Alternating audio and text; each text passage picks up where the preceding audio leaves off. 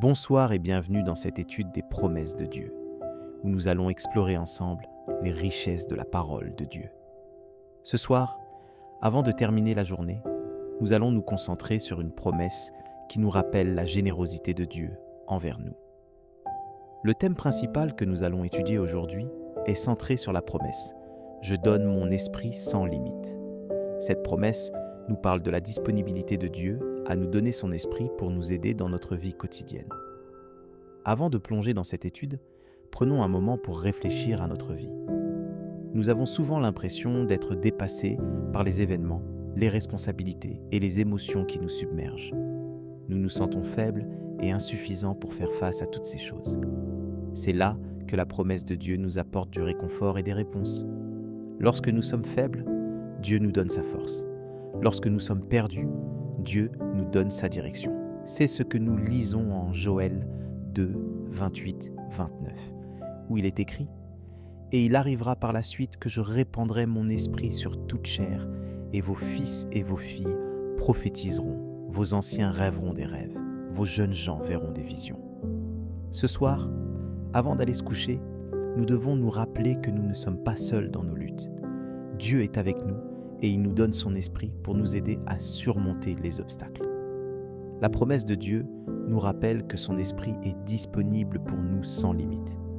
Nous pouvons compter sur lui pour nous donner la sagesse, la force et la direction dont nous avons besoin. C'est ce que nous lisons en Luc 11, 13, où Jésus dit « Si vous, donc, qui êtes mauvais, savez donner de bonnes choses à vos enfants, combien plus le Père Céleste donnera-t-il son Esprit Saint à ceux qu'il demande ?» Maintenant, comment pouvons-nous faire confiance en cette promesse de Dieu dans notre vie quotidienne?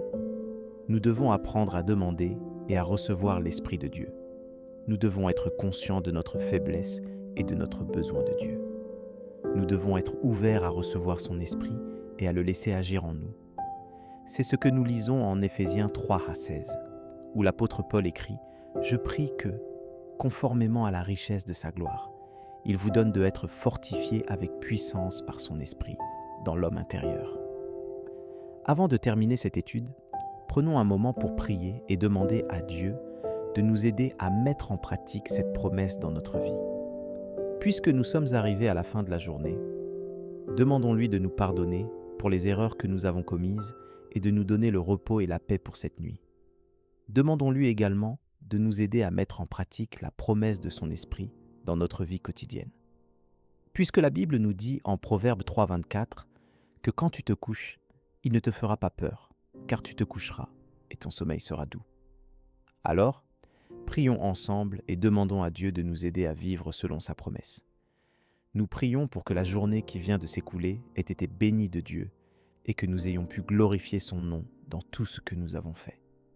Nous demandons pardon pour les erreurs que nous avons commises et pour les occasions que nous avons manquées de servir Dieu. Nous demandons le repos et la paix pour cette nuit pour que nous puissions nous reposer et nous ressourcer pour la journée de demain. Nous prions pour que Dieu nous aide tout au long de la journée de demain, pour que nous puissions faire sa volonté et glorifier son nom.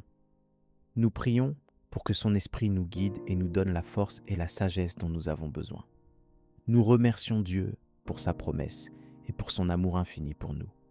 Nous nous reposons sur lui et sur sa parole, car comme il est écrit en Isaïe 26, 3, « Tu garderas en paix celui dont l'imagination est ferme, car il se confie en toi. » Si cette prière a touché ton cœur, tape Amen dans les commentaires. Je prie que toute bénédiction de cette prière repose maintenant sur toi.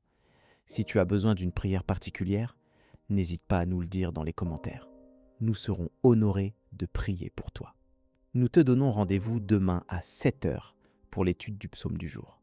Si ce n'est pas déjà fait, nous t'invitons à regarder les vidéos du psaume et de l'évangile du jour. Disponibles sur notre chaîne YouTube Olangelus France.